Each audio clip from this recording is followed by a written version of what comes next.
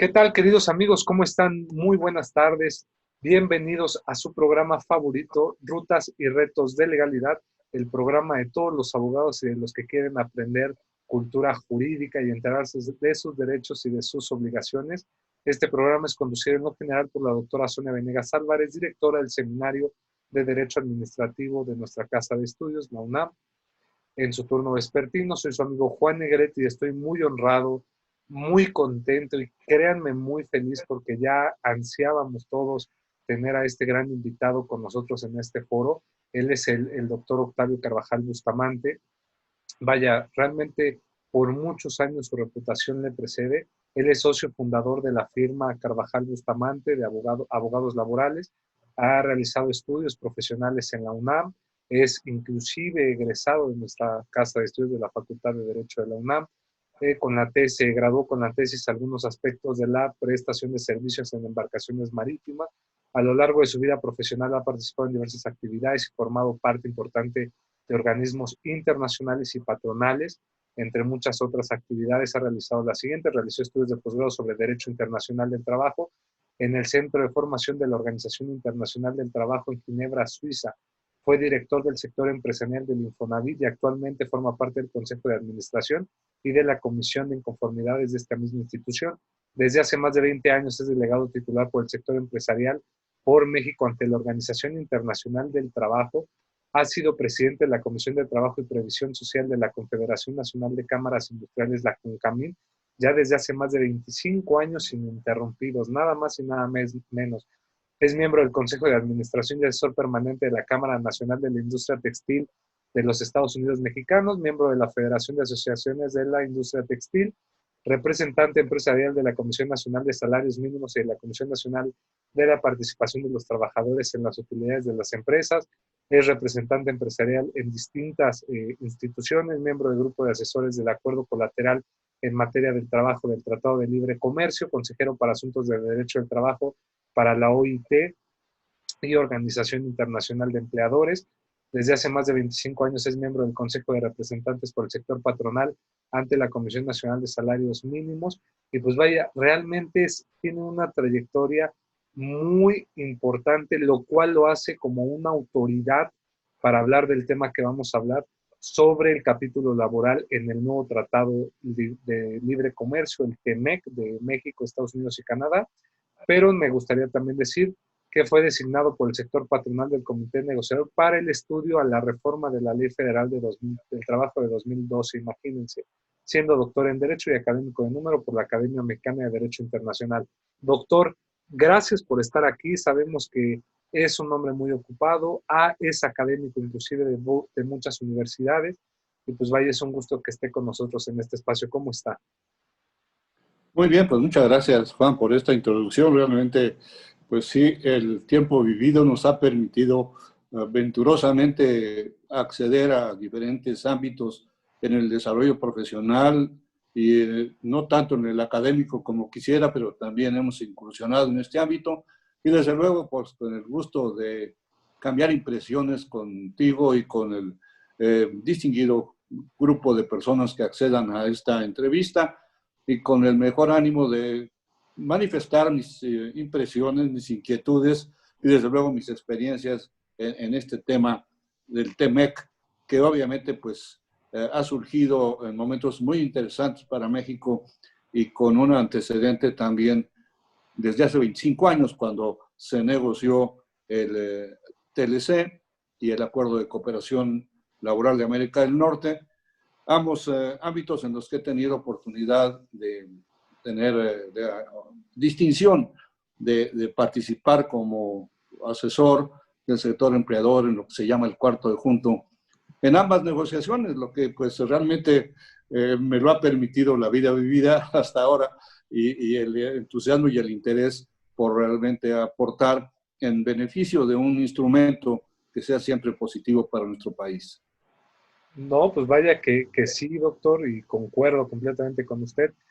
Y pues vaya que sus inquietudes, yo creo, son las inquietudes de muchos, de todos nosotros, o inclusive hasta más profundas como especialista que es. Por lo cual me gustaría preguntarle, ¿cómo creo, cómo podríamos irnos adentrando a este capítulo laboral del TEMEC? ¿Por qué considera que surgió la necesidad de que hubiera un apartado específico en este nuevo tratado en materia laboral y que sobre todo tiene una parte muy importante en materia sindical o colectiva del trabajo? ¿Qué nos puede decir, doctor?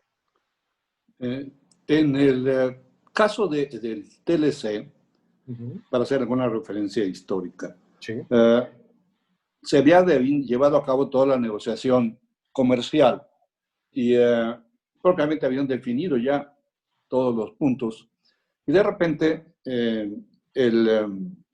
recibió una gran presión el gobierno americano, entonces al frente estaba el presidente Clinton, por parte de las agrupaciones sindicales de Estados Unidos. Y vieron o suponían que con el tratado iba a acabarse toda la capacidad de empleo en Estados Unidos, y ello hizo de tal manera la presión políticamente definida que propiamente separaron las negociaciones desde el punto de vista comercial y tuvo que abrirse un capítulo específico en materia laboral, pero ya no fue dentro del tratado, sino como un adendum que tuvo dos temas: el Acuerdo de Cooperación Laboral de América del Norte y el acuerdo relativo al medio ambiente. Estos dos acuerdos paralelos dieron margen a que entonces, al frente de esa negociación, el secretario del Trabajo, don Arcelio Farell en aquella época, y la subsecretaria Norma Samaniego, se abocaran a la negociación de este acuerdo. Curiosamente, el asesor jurídico de la Secretaría fue nuestro estimado y distinguido maestro, don Néstor de Bien Cubillas, quien curiosamente también fue mi sinodal cuando me recibí, uno de mis sinodales, y fue un extraordinario amigo después en el terreno jurídico del litigio. Pero esta fue la parte introductoria a la vida laboral en un acuerdo comercial. Y vivió así 25 años. Claro, no tenía los alcances que ahora vemos. México, en el proceso económico y durante esos lapsos que me refiero, suscribió numerosos acuerdos comerciales, pero no tenían capítulo laboral. Vino después, en la apertura de la discusión del TPP, o sea, del Acuerdo Transpacífico, en el que se involucraron 13 países y en el que Estados Unidos estuvo participando y después emigró. Y en ese tratado ya se abrió la opción de que hubiera un capítulo específico de materia laboral dentro de las negociaciones comerciales. Y esto fue, digamos, el antecedente en las nuevas discusiones y negociaciones que se llevaron a cabo para concluir con el TEMEC, que ahora ya vemos aprobado por los 3 países. Esta es, digamos, la parte histórica, si lo podemos decir de esa manera. Perfecto. Y entonces, si ya teniendo estos antecedentes que hoy por hoy tenemos, ¿por qué es tan importante hoy por hoy el TEMEC, doctor? Es decir, ya vimos que acaba de entrar en vigor en julio, si no estoy mal, entra en vigor ya este tratado, pero hay una demanda internacional por parte de la OIT en el convenio 98, por parte de Estados Unidos en el TEMEC, de que México tiene que irse adelantando para adecuar todo esto a su reforma, ¿no? La famosa reforma que hoy por hoy tenemos en 2017 a nivel constitucional y en 2019 en la Ley Federal del Trabajo. Prácticamente, ¿ya en qué consiste este capítulo del TEMEC en concreto? Es decir, ¿qué vamos a encontrar en el TEMEC respecto a la materia laboral, doctor? Este capítulo se inicia también con una referencia al TPP, señalando, a diferencia de lo que había en el Acuerdo de Cooperación Laboral de América del Norte, el ACLAN famoso, diferentes materias que podrán ser objeto de quizá compromiso de México, desde luego, y posibles incumplimientos o quejas propiciadas o derivadas de la no atención de los compromisos incluidos en el acuerdo. Anteriormente tenía solamente 3 temas en el acuerdo de cooperación laboral que pudieran ser motivo de queja, y era que no hubiera salario mínimo, normas sobre seguridad e higiene y el trabajo de menores. Esos eran los que podían llevarnos a un panel si hubiera una violación por parte de México.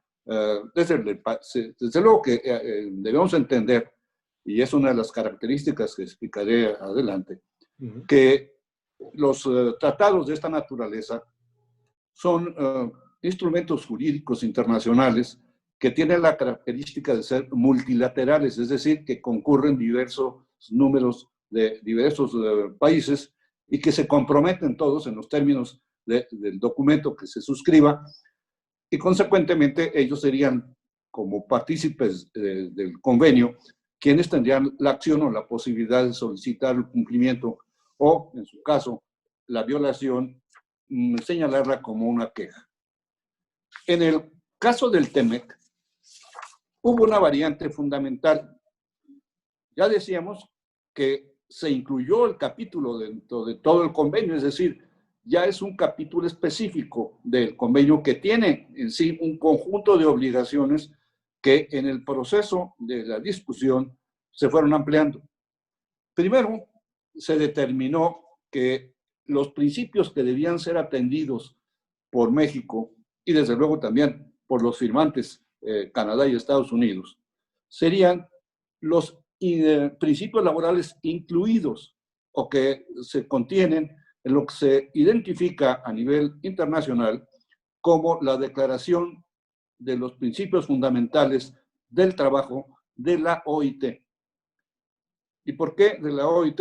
Pues porque esta declaración tiene implícito el compromiso de los principios fundamentales de los 11 convenios más importantes de la OIT que corresponden a los derechos de libertad sindical, de libertad de contratación colectiva y de seguridad de la contratación colectiva, de la no discriminación como un elemento básico, del elemento adicional que se involucra en este convenio, la lucha en dos sentidos para el trabajo de menores, que es la eliminación del trabajo de menores y la eliminación de las peores formas de trabajo infantil, que son dos convenios distintos que constituyen los fundamentales, y desde luego también eliminar el trabajo forzoso. Estos son los principios que ahora se incluyen en esa declaración, y digo que tiene importancia porque al haber analizado en el TPP los 13 países que estaban involucrados, el listado de estos convenios fundamentales, encontramos que obviamente pues no todos los países habían satisfecho ese compromiso internacional ante la OIT de ratificar todos y cada uno de esos convenios. México recibió la presión desde hace un tiempo de ratificar estos convenios, y lo que nos faltaba era el convenio 98, y que se involucró en todo este proceso de negociación y se llevó a cabo la ratificación por México de ese convenio. Pero curiosamente, Estados Unidos es uno de nuestros socios comerciales, no tiene ratificado más que un solo convenio, y es el relativo a las peores formas de trabajo infantil. ¿Esto qué significa? Bueno, que si bien no tiene ratificado los convenios, y en este caso sería pues dar la cara de parte de Estados Unidos ante la OIT, sí tiene comprometido el respeto de todos estos principios implícitos en los convenios, porque sí ratificó la declaración a que me he referido. Entonces, este tiene un gran valor que esté involucrado, porque estamos en esas condiciones en igualdad, porque todos los 3 países involucrados tenemos ratificado este acuerdo, esta declaración que es de gran trascendencia y que anualmente se analiza en el seno de la OIT cómo está satisfecho por todos los países del mundo, partícipes de la OIT, y obviamente pues Estados Unidos, Canadá y México estamos involucrados en ese tema. Me llama mucho la atención, doctor, porque sin duda alguna son temas muy interesantes, creo yo, y aquí me gustaría preguntarle, ¿cree que hoy por hoy México sí está preparado para afrontar los retos que implica el capítulo laboral del TEMEC? ¿Cree que México sí lo ha adecuado bien a las reformas, que vamos bien y que cuando surjan estas inspecciones que plantea también el TEMEC, que pues salgamos bien evaluados, por así decirlo. ¿Cómo lo ve usted? Bien, yo creo que estamos en el camino muy importante de acceder al cumplimiento de todos estos compromisos, porque es muy serio el efecto que puede tener el no estar realmente atendiendo al contenido de los compromisos derivados, muy particularmente del apartado 23A del acuerdo. ¿Por qué? Ya señalaba yo que anteriormente solamente 3 temas eran los que eran motivo de queja. Ahora, el problema radica en que en una queja de carácter laboral y especialmente el supuesto de incumplimiento de los principios de libertad sindical y de contratación colectiva, puede llegar a tal extremo la situación de que si no se satisface y si no se cumple a nivel de empresa esa circunstancia, puede venir una queja que implique la denegación de derechos laborales, sindicales, a qué me refiero, en una queja específica a través de un procedimiento de rápida respuesta y llegar incluso la sanción a nivel de empresa, de sancionarla sobre la base de o no aceptar los productos que elabore violando estos principios, o bien lleven a cabo las sanciones desde el punto de vista de los aranceles o de no permitir el ingreso de estos productos cuando surjan por violando dentro del trabajo en esta empresa correspondiente, generada o involucrada en la queja, esta circunstancia de incumplimiento o de negación de los derechos laborales. De estos derechos fundamentalmente, obvio que no todos los otros derechos pueden dejar de ser considerados. Si hay una violación, que no se paguen salarios, podrá ser un motivo de queja, porque hay o puede haber una competencia desleal sobre la base de que siendo partícipes dos empresas o de competencia de la producción de ese artículo, ya sea aquí en México, que compitan empresas americanas con nosotros, o se exporten artículos de esa naturaleza y afecta el comercio porque van con la limitación o el no cumplimiento de estas obligaciones, esto puede dar margen, en reversa y dado seguido todo un procedimiento de panel, llegar a una sanción que abarque o que implique la afectación a una empresa específica.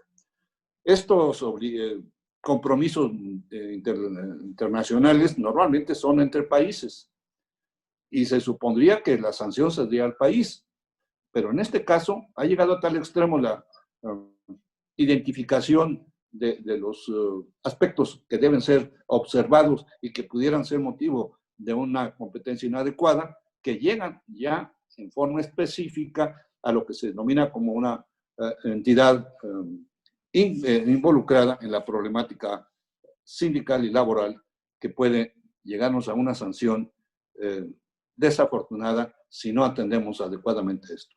Esto, desde luego, nos está obligando a que la reforma laboral sea uno de los bastiones de los que debe partirse para que cumplamos a nivel nacional con estos compromisos de carácter internacional, pero traducidos a nuestra legislación, y de esa manera tengamos un valladar que no permita que haya estas acciones que puedan tener como consecuencia un daño específico a una empresa. Perfecto, doctor. Y por ejemplo, aquí me lleva a reflexionar otro punto. ¿Cómo que considera usted, bajo la experiencia tan vasta que ha tenido a lo largo de los años y lo que dice el capítulo laboral, cómo se llevaría o cómo se resolverían o cómo se plantearían las soluciones de controversias en materia laboral tratándose del TEMEC, por ejemplo? Bueno, desde luego que la propia disposición del capítulo laboral tiene unas reglas para solución de controversia, pero dentro de las negociaciones a posteriori de la conclusión de toda la negociación de carácter económico, hubo una modificación de un protocolo que modificó el mecanismo de solución de controversias y nos ha llevado a una situación altamente riesgosa Me refiero a que pudiera llegarse a dar pues algún uso inadecuado o algún abuso en el mecanismo de queja y de petición de solución de controversias que implique que sea claramente inducido el ataque, por así llamarlo así, o las demandas de incumplimiento a determinadas empresas que son pues, fundamentales y que pueden en un momento dado verse también lastimadas en México.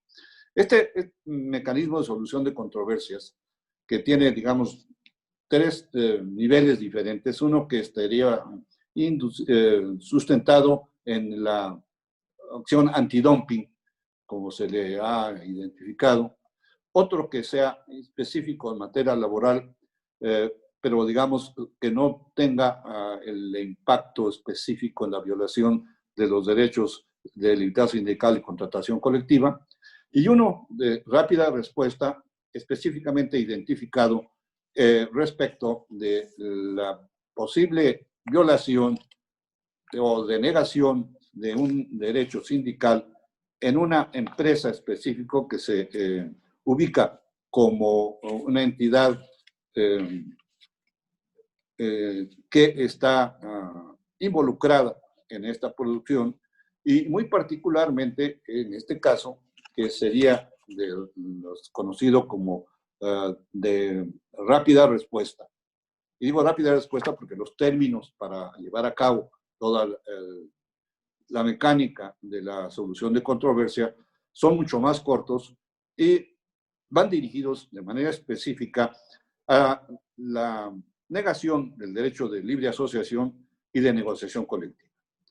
Y esta que es la de rápida respuesta es la que tiene pues más preocupación en términos generales porque tiene, digamos, una referencia a determinadas actividades prioritarias y dentro de ellas, en las instalaciones cubiertas, como se denomina en la terminología del convenio, que es la empresa específica, está canalizada esta serie de posibles empresas a la minería como las prioritarias, a los componentes de aeroespaciales, los autos y los autopartes, los productos cosméticos, curiosamente, las mercancías de industrias horneadas, el acero, el aluminio, el vidrio, la cerámica, el plástico, forjas y cemento. Son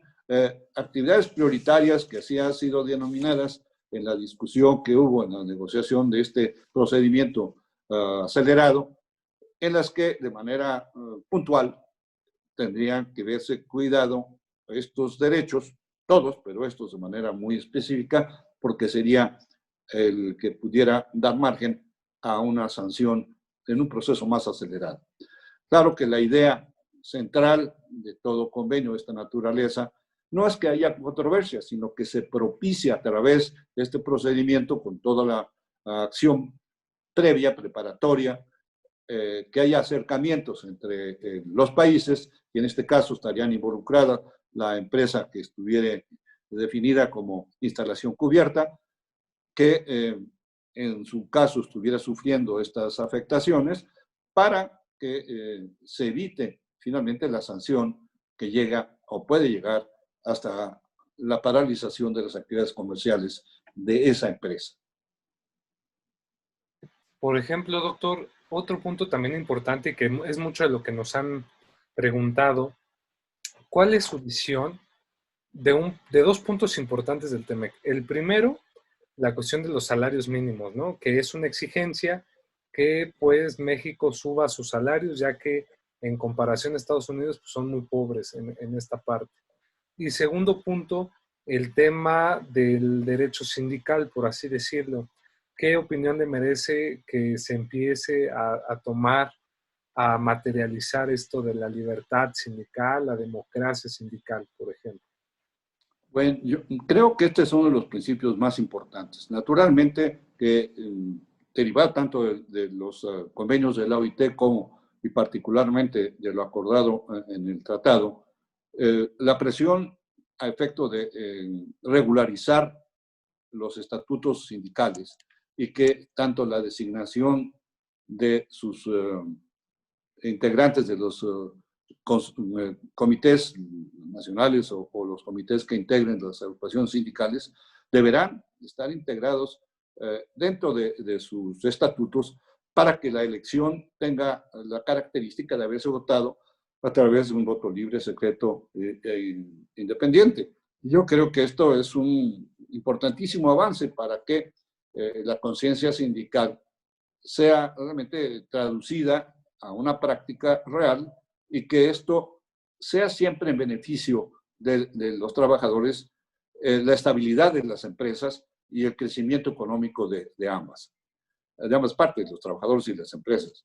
Si desgraciadamente esto se canaliza en una situación solo de exigencias de beneficios y de conflictividad por hacer, pues, claro que existe el derecho de sindicalización, pero solo como una arma para agredir o para buscar excesos en los beneficios, pues es un mecanismo de destrucción. Yo creo que hay que tener cuidado, pero sí es bueno que haya conciencia de que eres sindicalizado, si es tu oportunidad, tu derecho, si quieres ser sindicalizado como una opción, pero también tu derecho de no querer ser sindicalizado y tu derecho de querer dejar de ser sindicalizado, porque de otra forma estarías obligado a una acción que no necesariamente es tu interés.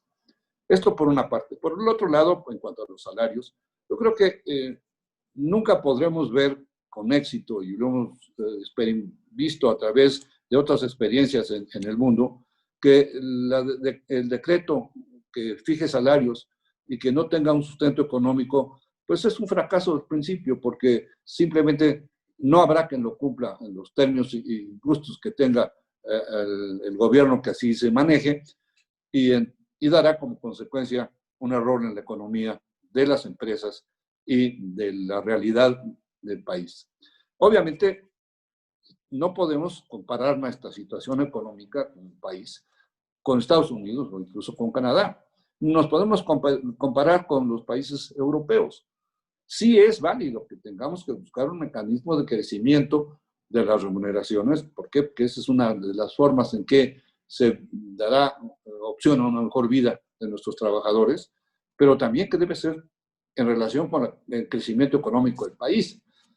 Si estamos viendo, y por desgracia que esta pandemia nos está golpeando también en el terreno económico con un porcentaje de decrecimiento que llega a niveles verdaderamente de asusto, de asustarnos, o de un veintitantos por ciento, pues ¿cómo vamos a reaccionar en este nuevo panorama para mejorar los salarios si lo que no tenemos es empleo? Si han perdido 1,000,000 de empleos, pues ¿qué debemos pensar para la estabilidad de las empresas y para la oportunidad de trabajo a los trabajadores? Pues vamos a primero a sentar los pies, a ver dónde podemos caminar con seguridad en las empresas que están, a revivir las empresas que o están medio muertas o casi están por enterrarse, y dar oportunidad de trabajo, que eso es lo que más debemos buscar para que nuestra gente que ha perdido su trabajo, pues tenga una oportunidad para recuperar lo que es fundamental, la capacidad de sustento.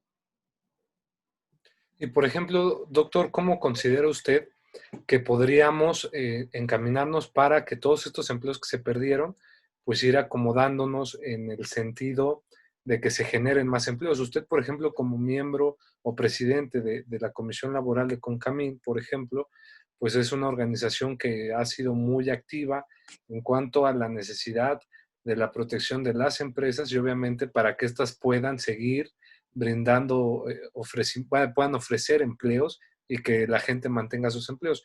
¿Usted cómo considera que deberíamos enfocarnos para hacer frente a esta tarea, ¿no? Creo que ahora, y en razón del COVID, desgraciadamente tenemos que arrancar, por una parte, en lo que hace a las empresas especiales, que así se consideraron dentro de todo este proceso del COVID, que continúen, desde luego, con su actividad, pero básicamente también atendiendo a los protocolos de seguridad. Yo creo que esta parte también es un elemento determinante. ¿Por qué? porque debemos cuidar a los trabajadores, cuidar la seguridad de ellos y obviamente que se evite también de esa manera el que se incrementen los contagios a nivel de los hogares de los trabajadores. Obviamente que no se pudiera trabajar más que en la forma normal en que acudimos al trabajo, sea en el transporte público, y ahí hay un problema muy grave porque creo que no hemos sido capaces de entender la necesidad de llevar a cabo los cuidados y los protocolos requeridos. Ese sería, digamos, un elemento previo. El segundo paso que tenemos que ver es qué empresas tienen la capacidad de arrancar, de iniciar, de reincorporarse a la actividad productiva, viendo dos aspectos. Uno, si pudieron sostener de alguna manera a su personal, o pagando los salarios, o pagando parte de los salarios, o definitivamente sin haber podido pagar salarios, cada una tiene una vida distinta y un nivel de economía diferente, pero si las opciones que hay para reapertura dan margen a que esta empresa tenga esta posibilidad y pueda aprovechar a la gente que quedó con ella o su amplitud, sería un importantísimo poder darles esa oportunidad dentro del marco de seguridad a que me refiero. ¿Y cómo hacerlo? Bueno, pues lamentablemente no hemos tenido en el ámbito político ningún apoyo económico para las empresas, pero entonces pues acudir al financiamiento de la banca, que tienen ciertas opciones de facilidad para reabrir, para ampliar su actividad, si es el caso, que serían los únicos caminos actuales que tenemos para este efecto. Perfecto, querido doctor Octavio. Y ya para ir también, como dicen, aterrizando todo esto, ¿qué otros puntos importantes considera usted que brinda este capítulo del TEMEC en materia laboral en México? Bien, yo creo que otra de las cuestiones importantes radica en que haya una conciencia clara de lo que significa realmente el mecanismo de sindicalización. Yo creo que todos nos preocupamos del hecho de que hubiera más de un sindicato en una empresa. Esto, nuestra ley anteriormente lo preveía y lo establecía como un mecanismo que podía darse cuando se establecía la contratación colectiva, en donde podían concurrir varias agrupaciones, pero siempre sería el titular del contrato colectivo de trabajo respectivo el mayoritario. Este hecho se reitera en la nueva disposición y ha habido diversas expresiones, incluso de la señorita secretaria del Trabajo, Luisa María Alcalde, señalando específicamente eso, en un marco de identificación que me parece muy válido, porque esto también da seguridad a la empresa. Es decir, imagínese usted que hay 4 o 5 sindicatos y cada uno en clase a huelga, pues usted podrá pensar que nunca va a obtener tranquilidad en una empresa si cada uno de los sindicatos en plaza, una vez terminado por uno, sigue el otro y después del otro, entonces se dedica la empresa a ver sus problemas sindicales y no a producir.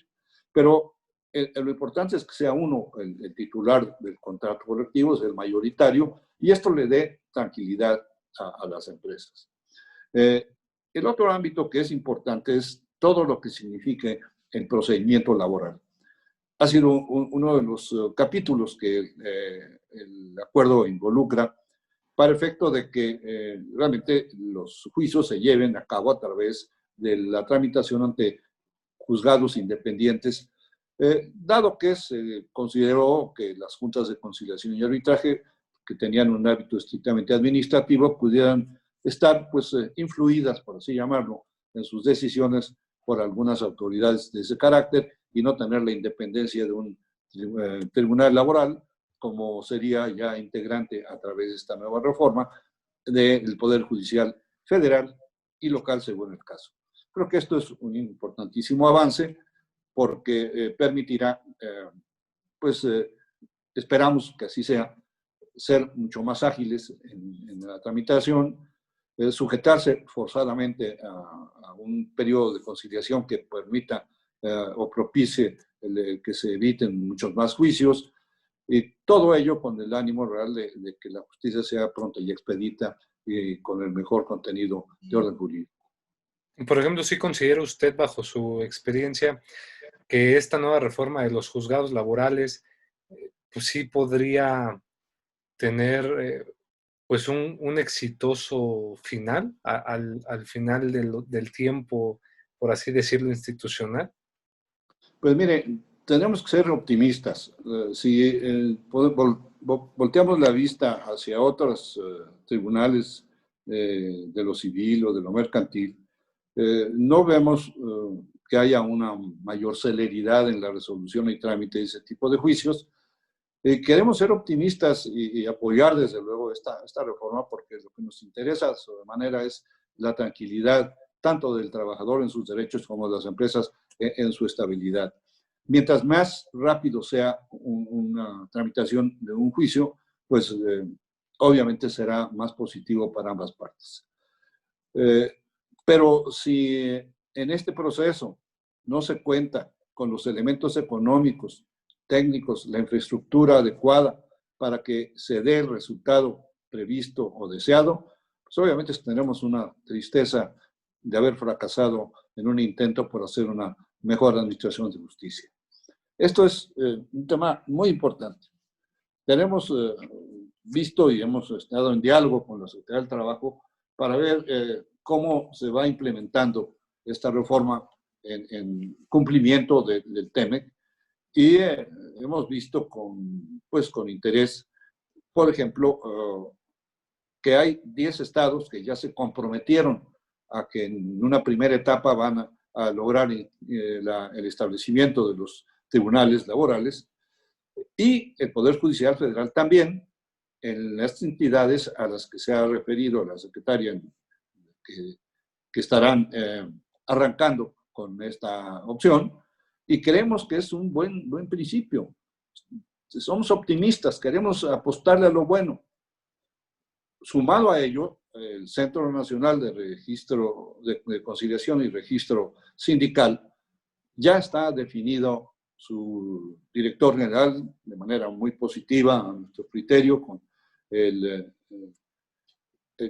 secretario, el funcionario que era subsecretario del Trabajo y que ahora ya es el director del centro. Y realmente Alfredo es un excelente elemento, Alfredo Luis Rufo, ya designado por el Senado. Creemos que va a tener un papel muy importante con todo este exceso, digo, de actividades que va a tener el centro, porque va a tener la carga de las negociaciones, de la conciliación, pero adicionalmente y de manera muy importante, el registro de todos los sindicatos de todo el país y el registro de todos los contratos colectivos de trabajo de todo el país, que se dice rápido, pero los números son muy elevados.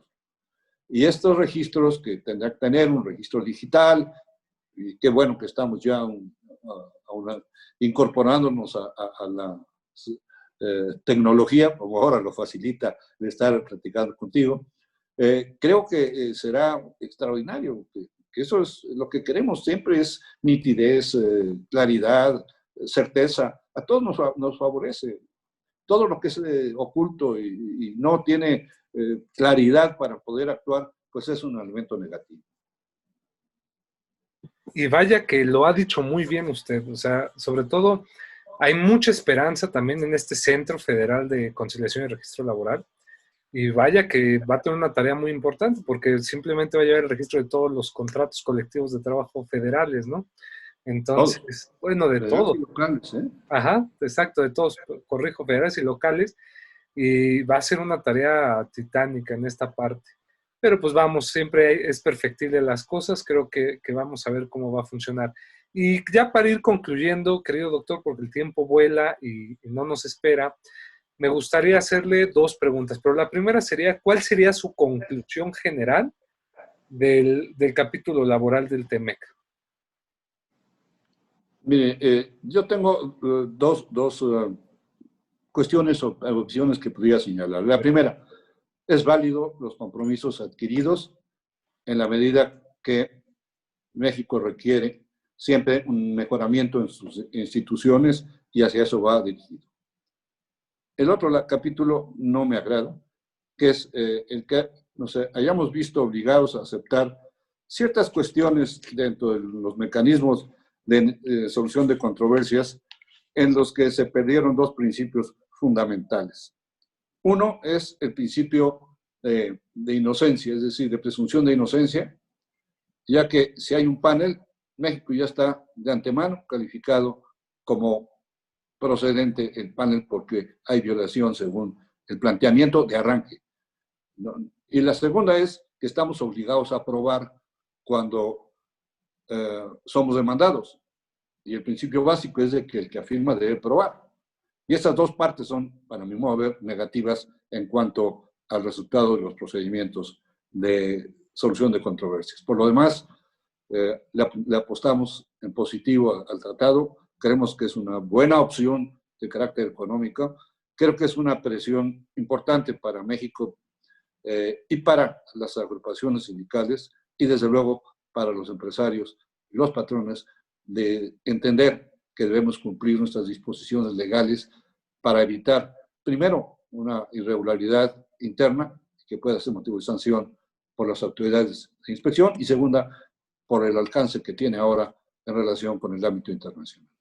Excelente, doctor. Confirmo con usted este segundo criterio negativo. Creo que muchos han alzado la voz también junto con usted para decir que ahí hubo o sea, no debería haber sido como esta postura. Y la otra pregunta finalmente sería, doctor, nos escuchan muchos jóvenes universitarios de la Facultad de Derecho de la UNAM, de FES de la UNAM, nos escuchan de universidades autónomas de los estados, universidades privadas, inclusive en Latinoamérica. Y pues usted como un abogado ya encumbrado, un abogado con amplia trayectoria, como lo hemos señalado, ¿qué les aconsejaría como un consejo profesional a todos estos futuros abogados el día de mañana? Realmente el compromiso que significa ser abogado es un enorme compromiso. No está marginado el hecho de buscar a través del ejercicio profesional el logro de un éxito económico. Pero tenemos que tener claro que hay que buscar la justicia como principio y esa debe ser nuestra gran responsabilidad como abogados. Busquemos la aplicación correcta de la ley, busquemos la justicia como fundamento básico de nuestra acción y de esa manera ayudaremos a nuestra propia persona, a nuestro medio y a nuestro país. Esa sería mi reflexión a quienes quieran llegar a ser abogados y olvidarse del negocio del litigio. El litigio es un instrumento sin duda valioso. Cuidemos cómo lo actuamos. Esa sería mi reflexión. Excelente reflexión, querido doctor Octavio Carvajal Bustamante. Muchas gracias por su tiempo. Agradecemos mucho al doctor Raúl Juan Contreras Bustamante, director de la Facultad de Derecho, al maestro Ricardo Rojas Arévalo, secretario general de la Facultad de Derecho, y a la doctora Zuna Venegas Álvarez, director del Seminario de Derecho Administrativo, por apoyarnos y hacer esto posible para poder llegar siempre a sus casas. Agradecemos a usted que nos escucha, que nos está viendo. Gracias por permanecer siempre con nosotros. Suscríbase a nuestro canal para que día con día le lleguen todas las informaciones que tenemos para usted y se siga actualizando en materia jurídica. Y comparte esta información que puede serle de gran ayuda y utilidad a un amigo, a un familiar, a muchas personas. A veces no sabemos el bien que podemos hacer a otro compartiendo el conocimiento. Y sobre todo, regálenos un like. Pero es un honor para mí agradecer nuevamente a nuestro invitado. Gracias, doctor, por su participación. Gracias por compartir el conocimiento y este espacio es suyo y que sean muchos los programas en los cuales podamos disfrutar de esta tertulia con usted. Muchas gracias. Juan, al contrario, mi agradecimiento a ti, a todos y cada una de las personas que gentilmente me han escuchado y desde luego estoy a tus órdenes con el mayor gusto para tratar de traducir lo que mi experiencia me ha dado y el gusto de hacer llegar esto a los jóvenes y a los que no sean tan jóvenes, pero que puedan también captar algo de mi experiencia con el mayor gusto, con el mayor entusiasmo y pensando siempre en la universidad como el gran crisol de la inteligencia y de la capacidad creativa de nuestro país.